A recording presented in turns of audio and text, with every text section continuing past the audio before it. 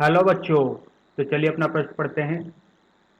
जितने समय में किसी रेडियो एक्टिव पदार्थ की राशि अपने प्रारंभिक परिमाण से आधी हो जाती है उसे कहते हैं।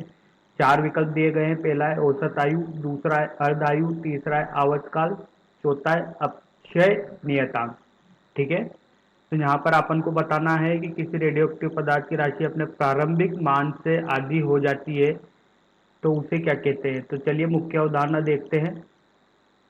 मुख्य अवधारणा, जैसा कि अपन जानते हैं कि कोई भी रेडियो एक्टिव पदार्थ जिसकी प्रारंभिक मात्रा एन नोट है, ठीक है, इसका विघटन समय के साथ होता रहता है। रेडियो एक्टिव पदार्थों का विघटन समय के साथ चलता रहता है। ठीक है। तो किसी टी समय पर इस पदार्थ की मात्रा को मापने के लिए अपन को सूत्र दिया जाता है। वो इस तरीके से दिया जाता है, एन गुणे टी।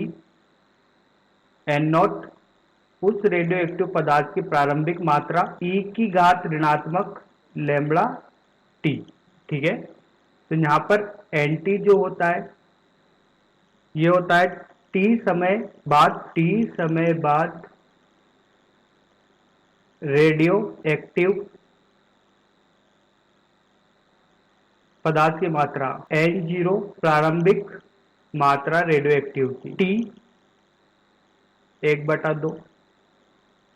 रेडियो एक्टिव पदार्थ का अर्ध आयु, इसको अपन बोलते हैं अर्ध आयु। लैम्ब्डा क्षय नियतांक। तो देखिए यहाँ पर अपन को अपना प्रश्न में बोला गया है रेडियो एक्टिव पदार्थ की राशि अपने प्रारंभिक मान की आधी रह जाती है। तो माना उस रेडियो एक्टिव पदार्थ की प्रारंभिक मात्रा जो थी वो एन जीरो थी। अब इसमें इसका विघटन होगा समय के साथ, जिसको अपन प्रदर्शित करते हैं लैम्ब्डा क्षय नियतांक से। ये नियतांक होता है जिसको अपन बोलते हैं क्षय नियतांक। ठीक है। तो इसकी प्रारंभिक मात्रा की आधी रह गई है n0/2। ठीक है। तो उसमें जो समय लगेगा उसी को अपन बोलते हैं अर्धायु। ठीक है। उसी को अपन क्या बोलते हैं, अर्धायु। तो चलिए अपना विकल्प देख लेते हैं। अपना विकल्प ब ऑप्शन सही है, अर्ध आयु।